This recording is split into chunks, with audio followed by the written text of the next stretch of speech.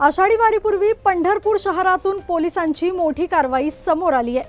अवैध दारू वाहतुकीविरोधात कारवाई करत पोलिसांनी 11,42,000 रुपयांचा मुद्देमाल जप्त केलाय। यामध्ये देशी विदेशी दारूचे 42 बॉक्स, एक ह्युंडई कार आणि 2 दुचाकींचा समावेश आहे। MH13 EC 6908 क्रमांकाच्या कारमधून तसेच दुचाकींवरून अवैधरित्या दारू वाहतूक केली जात असल्याची माहिती पोलिसांना मिळाली होती। या प्रकरणी 7 आरोपींविरोधात मुंबई दारूबंदी कायद्यानुसार गुन्हा दाखल करण्याची प्रक्रिया सुरू आहे। आषाढी वारीच्या पार्श्वभूमीवर पंढरपूर पोलिसांची ही मोठी कारवाई मानली जाते। जय हिंद।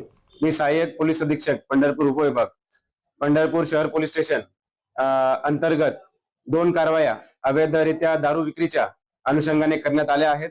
त्याच्यामध्ये एकूण 1,42,000 रुपयाची दारू या 2 कारवायांमध्ये जप्त केलेली आहे। एक कारवाई त्यामधील इसबावी परिसरात जे मलपे चौक आहे त्या ठिकाणी एका घरामध्ये 20 बॉक्सेस टँगो कंपनीच्या बॉटल्स आढळून आल्या। त्यामध्ये 4 आरोपी केलेले आहेत। त्याचबरोबर आज एक 4 व्हीलर वाहन आणि 2 दुचाकी वाहन यांना गराडा घालून ट्रॅप लावून त्यांच्यातून दारू जप्त करण्यात आलेली आहे। त्यामध्ये 3 आरोपी आहेत। असे एकूण 7 आरोपी आणि एकूण जवळपास 11,40,000 रुपयाचा मुद्देमाल या 2 कारवाईमधून जप्त करण्यात आलेला आहे।